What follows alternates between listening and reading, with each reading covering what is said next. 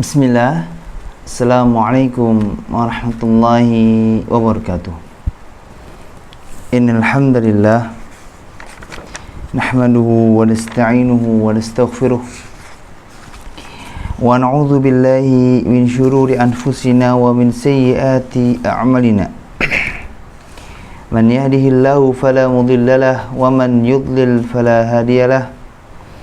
Asyhadu an la ilaha illallah wahdahu la syarika lah wa asyhadu anna Muhammadan abduhu wa rasuluh. Allahumma inna nas'aluka ilman nafi'an wa rizqan tayyiban wa amalan mutaqabbala. Allahumma inna nas'aluka al-huda wa tuqa wal 'afafa wal ghina. Allahumma inna nas'aluka min fadlika wa rahmatika fa innahu la yamlikuha illa anta. Insyaallah pada pertemuan sore ini kita akan kembali lanjutkan kajian bedah artikel dengan judul Ketika Rintikan Hujan Turun. Kita masih membahas putar hujan.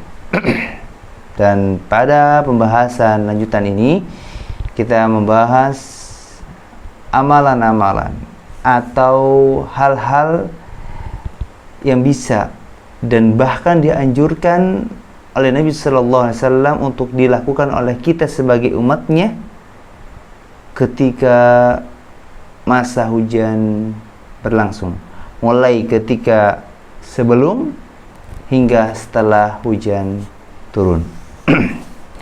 Baik. Amalan pertama yang harus dan dianjurkan untuk dilakukan pada saat menjelang hujan atau pada saat awan mendung sudah dibahas pada pertemuan sebelumnya, maka pertemuan kali ini membahas lanjutan amalan tersebut atau membahas amalan kedua, yakni merasa khawatir ketika angin bertiup kencang. Di salah satu hadis pada poin amalan pertama kemarin tentang sikap Nabi Sallallahu Alaihi Wasallam pada saat awan mendung, di situ sempat disinggung tentang azab yang Allah turunkan berupa awan mendung dan angin yang bertiup. Di pembahasan ini kita akan lebih membahas lebih dalam, lebih detail, lebih rinci, mungkin insyaallah lebih jelas tentang apa saja yang harus kita lakukan pada saat angin bertiup kencang. Karena biasanya ketika hujan akan turun, terkadang bukan hanya mendung awan berubah, tapi suasana angin di sekitar kita pun akan berubah. Dan terkadang anginnya lebih kencang berhembus. Baik. Jadi merasa khawatir ketika angin bertiup kencang. Terkadang juga ketika hujan akan turun, ada istilah angin-angin yang mungkin kita sering dengar seperti angin puting beliung, angin ribut, dan istilah-istilah misalnya. Intinya bukan fokus kita bukan pada penamaan anginnya, tapi sikap kita terhadap angin tersebut sebagai seorang muslim. Aisyah radhiyallahu anha bercerita menjelaskan sebagaimana kisah-kisah sebelumnya di poin sebelumnya. Ternyata Aisyah adalah salah satu istri Nabi SAW yang sangat tahu kebiasaan Nabi dalam keadaan apapun.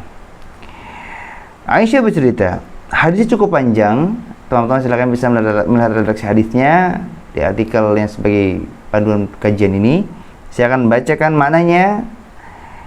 Apabila ada angin bertiup, kata Aisyah, sangat kencang, maka Nabi SAW biasanya membaca Allahumma inni as'aluka khairaha wa khaira ma fiha wa khaira ma ursilat bih wa a'udzu bika min syarriha wa syarri ma fiha wa syarri ma ursilat bih. Yang maknanya, ya Allah, sungguh aku memohon kepadamu kebaikan angin, kebaikan yang dikandungnya dan kebaikan yang dibawanya, dan aku berlindung kepadamu dari keburukannya, keburukan yang ada di dalamnya dan keburukan yang dibawanya.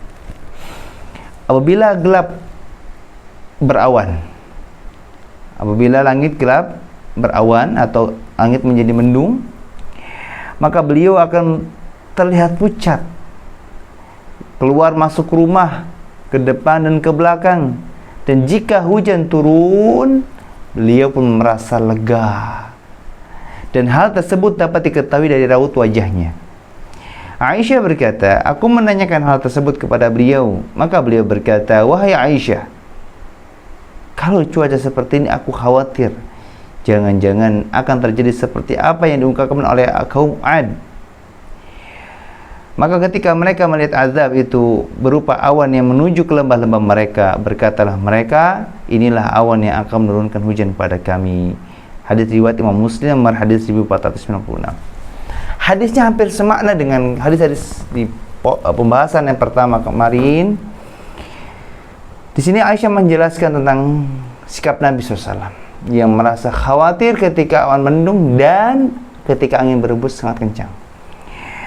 Namun di sini kita diberikan amalan sebuah doa yang bisa kita baca pada saat angin berembus. Saya ulangi kalimat doanya, silakan teman-teman bisa hafalkan. Bagi yang belum hafal, yang sudah hafal, maka semoga Allah beri kemudahan untuk bisa mengamalkannya dengan istiqomah. Lafaz doanya, Allahumma inni as'aluka khairaha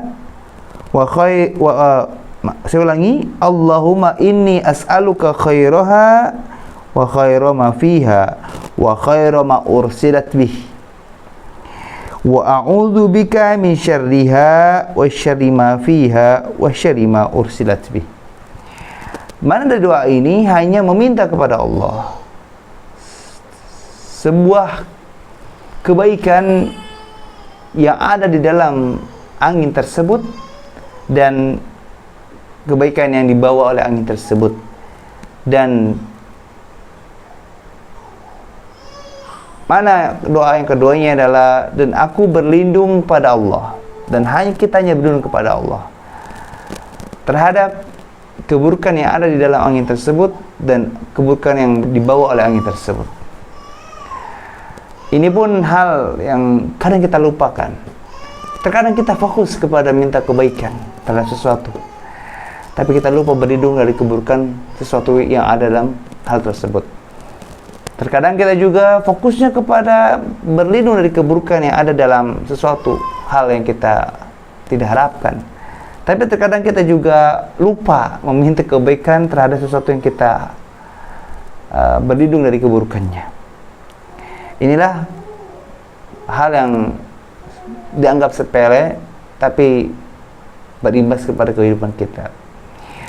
Ketika kita berusaha mengamalkannya dengan istiqomah, insya Allah kebaikannya pun akan melimpah kepada kehidupan kita. Ketika kita melupakannya, mengabaikannya, maka kebaikannya pun akan terluput dari kita, dan bisa jadi keburukannya pun akan menimpa kehidupan kita. Nas'alullah al-afiyata wassalamah. Jadi silakan hafalkan doa ini bagi teman-teman yang belum hafal, dan bagi teman-teman yang belum mengetahui artikelnya silakan bisa membuka melalui tautan yang disertai dalam deskripsi video ini.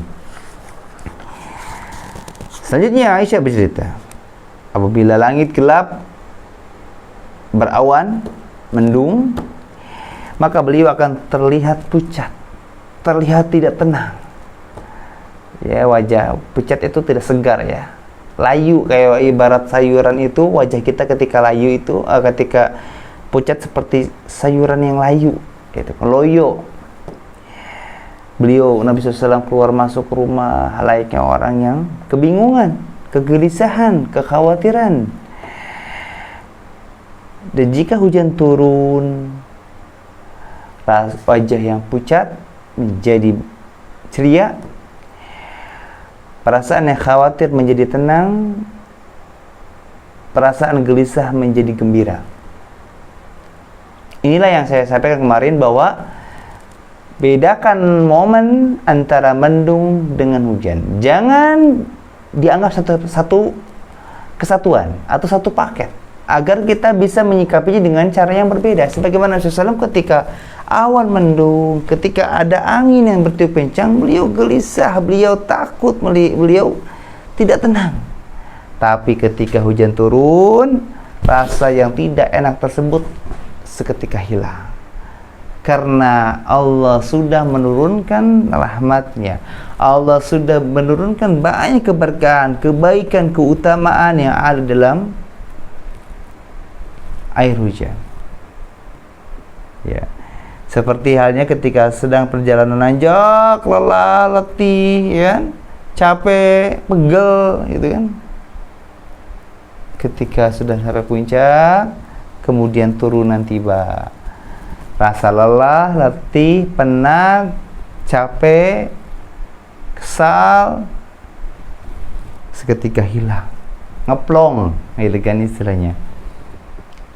Ini sama. Ketika hujan turun, Nabi SAW merasa lega. Dan Aisyah mengetahui hal tersebut dari mana? Dari raut wajah Nabi SAW. Keibat ilustrasi wajahnya ketika sedang panik, hujan tiba, gitu kan. Wajahnya terlihat ceria, seolah-olah beban yang tadi dialami hilang.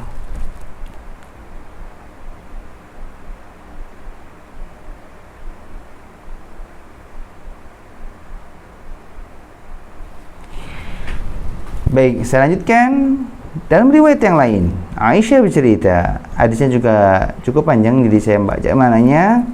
Apabila ada angin bertiup sangat kencang, maka hal tersebut dapat diketahui dari wajah beliau. Apabila beliau bolak-balik ke depan dan ke belakang, dan ketika hujan turun, maka beliau pun senang dan hilanglah kekhawatirannya. Aisyah berkata, maka aku pun menanyakan hal tersebut kepada beliau.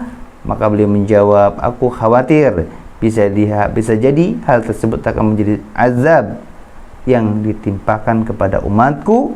Dan ketika melihat hujan, beliau bersabda, ini adalah rahmat. Ini adalah rahmat. Apa yang kita akan tampakkan dari wajah kita ketika mendapatkan suatu pemberian dari seseorang,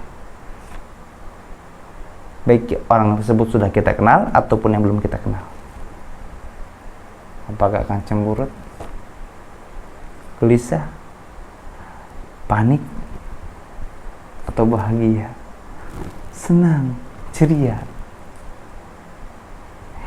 Seseorang yang mengaku muslim dan dia tahu apa yang telah Allah turunkan berupa hujan, pasti ketika sudah mengalami masa awan mendung, angin yang bertiup kencang, ketika hujan turun, yang ditampakkan adalah wajah yang ceria, hati yang gembira, perasaan yang lega, bukan malah sebaliknya. Bismillah. Hadis tadi riwayat Imam Muslim nomor hadis 1495. Berurutan ya dengan hadis yang tadi. Inilah pelajaran bagi kita, jangan pernah menyepelekan hujan. Karena hujan bukan soal air yang turun, tapi rahmat Allah juga yang turun. Tapi kebaikan juga yang banyak yang Allah turunkan. Maha pengasih Allah, Maha penyayangnya Allah. Semoga kita yang saat ini masih putus asa terhadap rahmat Allah, kembali bangkit lagi semangatnya, agar selalu optimis dalam meminta dan mau berlindung kepada Allah Subhanahu wa Ta'ala. Baik, di antara amalan selanjutnya yang bisa kita lakukan pada saat hujan, yang ketiga adalah merasa bahagia ketika hujan turun. Kembali Ummul Mukminin Aisyah radhiyallahu anha berkata, "Fa in mutira qal Allahumma sayyiban hani'an." Dan jika Rasulullah SAW mendapatkan hujan, beliau berdoa, Allahumma sayyiban hani'an. Ya Allah, jadikanlah hujan ini curahan yang menyejahterakan. Hadis riwayat Abu Dawud nomor hadis 4435. Terdapat banyak lafaz yang bisa kita baca untuk berdoa pada saat hujan turun. Mungkin yang doa yang familiar adalah Allahumma sayyiban nafi'an. Namun ternyata kalau ada di antara kita yang mau mengamalkan doa yang sahih juga berkait dengan hujan, bukan hanya Allahumma sayyiban nafi'an, tapi bisa juga mengamalkan doa yang tadi sudah saya sebutkan, yaitu Allahumma sayyiban hani'an. Ya Allah, jadikanlah hujan ini curahan yang menyejahterakan. Dalam riwayat yang lain kata Aisyah, fa in amtaraqan Allahumma sayyiban nafi'an marrataini aw thalathatan wa in kashafahu Allahu azza wa jalla wa lam yumtir hamidallaha ala dzalik. Jika turun hujan, maka beliau sallallahu alaihi wasallam berdoa, Allahumma sayyiban nafi'an. Ya Allah, jadikanlah curahan yang penuh keberkahan. Beliau membacanya 2 kali atau 3 kali. Dan jika Allah Azza wa Jalla menghilangkannya dan tidak jadi turun hujan, maka beliau bersyukur memuji Allah atas semua itu.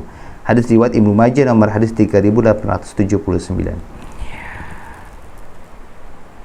Doa ini hampir sama dalam riwayat ini, hanya saja berbeda di huruf awalnya. Kalau doa yang tadi saya sebutkan, yang doa yang familiar, yang sudah sering didengar oleh kita dan sering diamalkan oleh kita adalah Allahumma sayyiban nafi'an.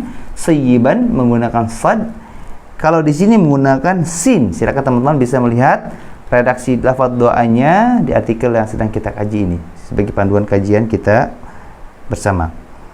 Allahumma sayyiban nafi'an. Kalau sayyiban, ianya hidup, bertasydid. Kalau ini ianya sukun. Dan kalau sayyiban itu sad, kali ini menggunakan sin. Allahumma sayyiban nafi'an.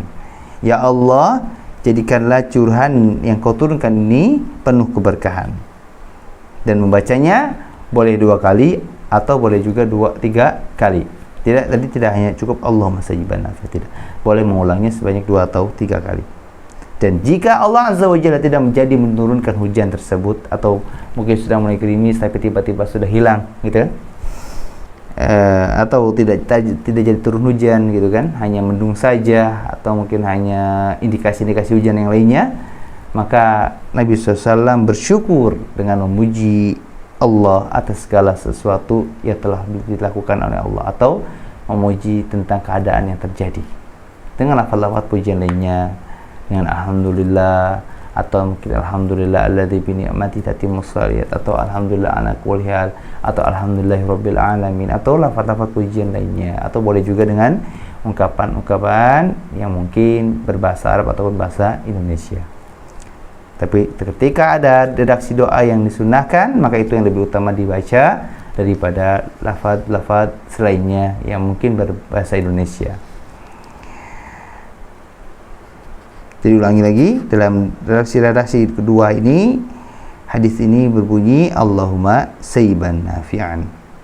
Baik, dalam riwayat yang selanjutnya, anna Rasulullah sallallahu alaihi wasallam kana idza ra'a al-matara qala Allahumma sayyiban nafi'an.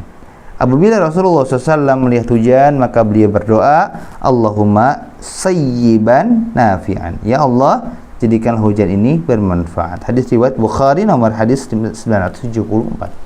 Inilah doa yang saya maksudkan tadi. Doa yang familiar, doa yang sudah sering dengar, doa yang sering diamalkan, doa yang sering diperdengarkan melalui kajian, atau mungkin sekarang banyak media-media yang mungkin membuat konten-konten berupa poster, video yang membawakan doa ini.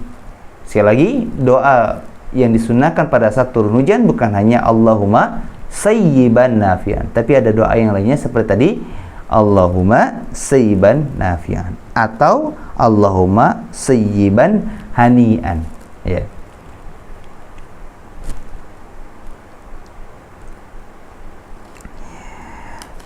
Dan riwayat selanjutnya, anna Rasulullah sallallahu alaihi wasallam kana idza umtira qala Allahumma ij'alhu sayyiban nafi'an. Bahwa Rasulullah SAW ketika turun hujan, maka beliau mengucapkan Allahumma ij'alhu sayyiban nafi'an. Ya Allah, jadikanlah hujan ini bermanfaat. Hadis riwayat An-Nasa'i nomor hadis 1506.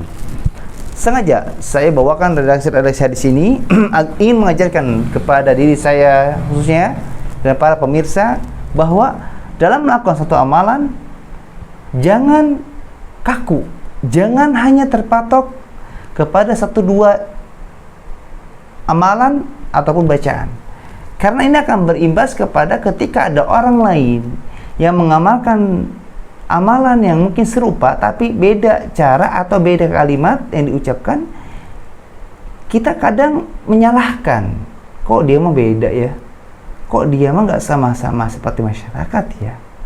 Ya akhirnya apa? Kita sama-sama mengamalkan sunnah, tapi kalau malah kita menyalahkan dia. Atau terkadang kita menyalahkan sesuatu yang tidak kita ketahui padahal itu benar. Atau terkadang juga kita membenarkan sesuatu padahal sesuatu yang tidak baik atau tidak sesuai dengan syariat, tapi kita malah benarkan karena kita tidak tahu. Banyak hal seperti terjadi dalam masyarakat. Dan Islam itu memberikan banyak kemudahan dalam beribadah kepada Allah Azza wa Jalla, dalam mengikuti sunnah Nabi SAW. Makanya berkaitan dengan amalan-amalan wudu yang diusap 1 kali, 2 kali, 3 kali dalam kitab Bukhari, maka dijelaskan kata para ulama mana yang lebih baik dilakukan. Maka dengan menggabungkan, maksudnya menggabung itu ya kadang melakukannya pada saat itu 1 kali, kadang melakukannya 2 kali, kadang 3 kali, bebas. Kita lakukan semua amalan sunnah selama itu sesuai dengan hadis yang sahih atau hasan. Jadi jangan yang A saja, yang B, yang C-nya, yang D-nya, yang E-nya tidak dilakukan. Maka doa-doa tadi, doa-doa yang dibaca pada saat hujan turun, ada 4 redaksi yang saya bawakan. Allahumma sayyiban hani'an, Allahumma sayyiban nafi'an, Allahumma sayyiban nafi'an, Allahumma ja'alhu sayyiban nafi'an. Ya, yang maknanya sama, meminta kepada Allah agar hujan yang Allah turunkan ini bermanfaat, mengandung keberkahan, menyejahterakan. Jadi sekali lagi, jangan salahkan saudara kita yang mengamalkan amalan sunnah dengan cara ataupun lafaz yang berbeda selama mereka memiliki dalil yang sahih atau hasan terhadap amalan yang dilakukannya atau lafaz doa yang diucapkannya. Dan kita pun pelajaran lagi kita, kalau kita baru hafal yang 1 doa tadi yang Allahumma sayyiban nafi'an, maka hafalkan 3 redaksi hadis lainnya. Dan ini pelajaran untuk kita bahwa di momen hujan adalah momen di mana saat kita harus menenangkan hati kita bahwa kita butuh terhadap Allah, kita butuh sama Allah, kita butuh kepada Allah. Sampaikan unek-unek hati kita kepada Allah, sampaikan keluh kesah kita kepada Allah, sampaikan semua kebutuhan kita kepada Allah, sampaikan semua rencana kita kepada Allah. Kita jangan sampai menjadi orang seperti orang lain yang kita ceritakan tentang keburukannya, yang dia datang kepada kita kalau pada saat dia butuh sama kita saja, tapi kita juga lupa, kita gak sadar bahwa kita pun memperlakukan Allah tuh seperti itu. Kita datang kepada Allah itu kalau lagi susah, kita datang kepada Allah itu kalau lagi butuh. Kalau kita datang kepada Allah itu kalau dalam keadaan terjepit, tapi ketika lapang, ketika senang, tidak datang kepada Allah, malas doa. Bukan kata Nabi SAW, barang siapa yang ingin Allah ingat, maka ingatlah Allah dalam keadaan lapang. Maksudnya, barang siapa yang ingin diingat oleh Allah pada saat dia susah, maka ingatlah Allah pada saat senang. Barang siapa yang ingin ditolong oleh Allah dalam keadaan sempit, barang siapa yang ingin dikabulkan doanya oleh Allah pada keadaan sempit, maka banyaklah berdoa dalam keadaan lapang. Mungkin pada saat sempit, susah, kita bisa berdoa dengan khusyuk.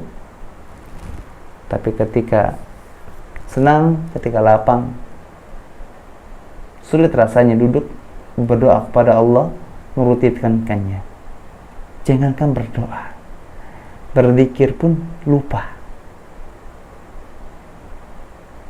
Kalau kita tidak suka perilaku orang lain terhadap kita yang datang kepada kita kalau sedang butuh saja, maka jangan ikuti perilaku tersebut lalu kita gunakan terhadap Allah. Jangan sampai kita menjadi hamba Allah yang datang kepada Allah pada saat butuh, pada saat susah, tapi datanglah kepada Allah pada saat senang dan pada saat lapang. InsyaAllah kita akan lanjutkan pada amalan yang keempat tentang tidak boleh mencegah hujan di pertemuan selanjutnya. Segala yang berdatang dari Allah, segala salah datang dari diri siapa dimohon dimaafkan. Subhanakallah bihamdika asyhadu an la ilaha illa anta astaghfiruka wa atubu ilaik. Assalamualaikum warahmatullahi wabarakatuh.